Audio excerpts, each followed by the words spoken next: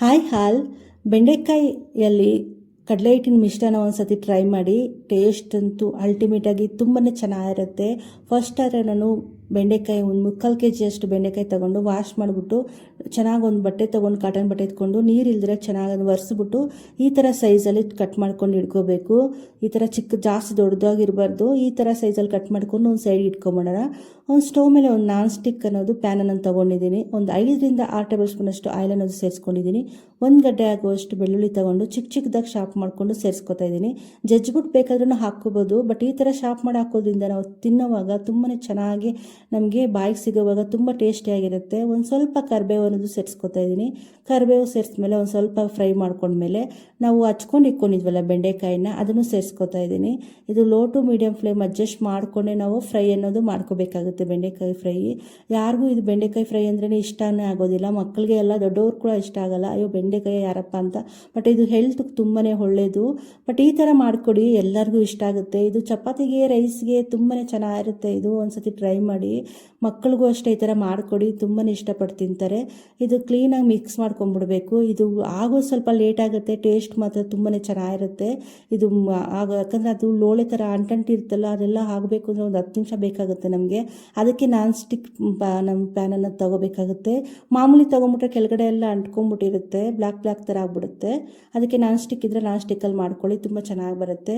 ಮತ್ತು ಅದು ಫ್ರೈ ಆಗೋ ಅಲ್ಲಿ ಸ್ಟವ್ ಮೇಲೆ ಇಟ್ಬಿಟ್ಮೇಲೆ ಒಂದು ಬೌಲ್ ತೊಗೊಂಬಿಟ್ಟು ಒಂದು 2.5 ಟೇಬಲ್ ಸ್ಪೂನಷ್ಟು ಕಡಲೆ ಹಿಟ್ಟು, ಒಂದು ಅರ್ಧ ಟೇಬಲ್ ಸ್ಪೂನಷ್ಟು ಅಚ್ಚಕಾರದ ಪೌಡ್ರು, ಒಂದು ಅರ್ಧ ಟೇಬಲ್ ಸ್ಪೂನಷ್ಟು ಧನಿಯಾ ಪೌಡ್ರು, ಒಂದು 1/4 ಟೇಬಲ್ ಸ್ಪೂನಷ್ಟು ಗರಂ ಮಸಾಲನ ಸೇರಿಸ್ಕೊಂಡಿದ್ದೀನಿ.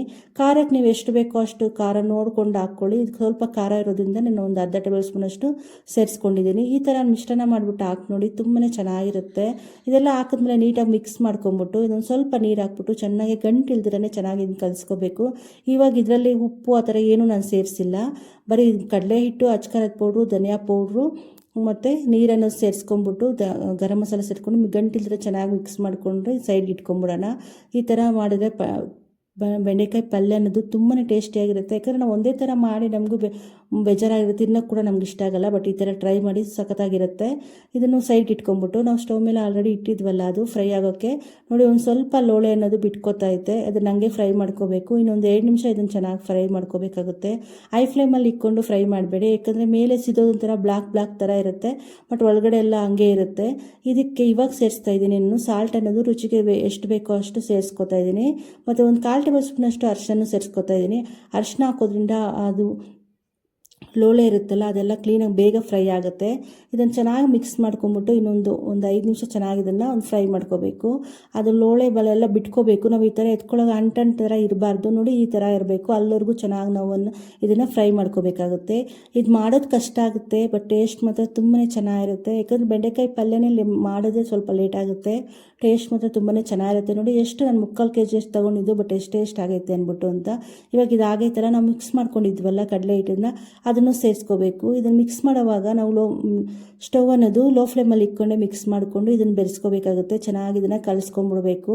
ಲೋ ಫ್ಲೇಮಲ್ಲಿ ಇಟ್ಕೊಂಡು ನೀಟಾಗಿ ಕ್ಲೀನಾಗಿ ಕಲಿಸ್ಕೊಂಡ್ಬಿಟ್ರೆ ನಮಗೆ ಪಲ್ಯ ಅನ್ನೋದು ರೆಡಿಯಾಗುತ್ತೆ. ತುಂಬಾ ಚೆನ್ನಾಗಿರುತ್ತೆ ಈ ಪಲ್ಯ ಅನ್ನೋದು. ಚಪಾತಿಗೆ, ಬಿಸಿ ಬಿಸಿ ಅನ್ನಕ್ಕೆ ಸಾಂಬಾರೇ ಬೇಕಾಗಿಲ್ಲ, ಬರೀ ಈ ಥರ ಒಂದು ಪಲ್ಯ ಇದ್ದರೆ ತುಂಬಾ ಚೆನ್ನಾಗಿರುತ್ತೆ. ಇಲ್ಲಾಂದರೆ ನಾವೇನಾದರೂ ಬೇಳೆ ಸಾಂಬಾರು ಮಾಡಿದಾಗ, ಇಲ್ಲಾಂದರೆ ಟೊಮೊಟೊ ಗೊಜ್ಜು, ಈ ಥರ ಏನಾದರೂ ಚಟ್ನಿಗಳು ಮಾಡಿದಾಗ ಈ ಥರ ಪಲ್ಯ ಒಂದು ಸತಿ ಟ್ರೈ ಮಾಡಿ, ಸಖತ್ತಾಗಿರುತ್ತೆ, ತುಂಬಾ ಚೆನ್ನಾಗಿರುತ್ತೆ. ಒಂದು ಸತಿ ಟ್ರೈ ಮಾಡಿದರೆ ಕಾಮೆಂಟ್ ಮಾಡೋದಂತೂ ಮರಿಬೇಡಿ. ಹಂಗೆ ಯಾರಾದರೂ ಫಸ್ಟ್ ಟೈಮ್ ನನ್ನ ಚಾನಲ್ ನೋಡ್ತಿದ್ರೆ ಪ್ಲೀಸ್ ಸಬ್ಸ್ಕ್ರೈಬ್ ಮಾಡ್ಕೊಳ್ಳಿ. ನಿಮ್ಮ ಫ್ಯಾಮಿಲಿ ಮೆಂಬರ್ಸ್ಗೆ, ನಿಮ್ಮ ಫ್ರೆಂಡ್ಸ್ಗೆ ಶೇರ್ ಮಾಡಿ. ನೋಡಿ ಬೆಂಡೆಕಾಯಿ ಪಲ್ಯ ಅನ್ನೋದು ರೆಡಿಯಾಗೈತೆ. ನೋಡ್ತಾ ಇದ್ದರೆ ತಿನ್ಬೇಕನ್ಸುತ್ತಲ್ಲ, ಟೇಸ್ಟ್ ಕೂಡ ಅಷ್ಟೇ ತುಂಬ ಚೆನ್ನಾಗಿರುತ್ತೆ.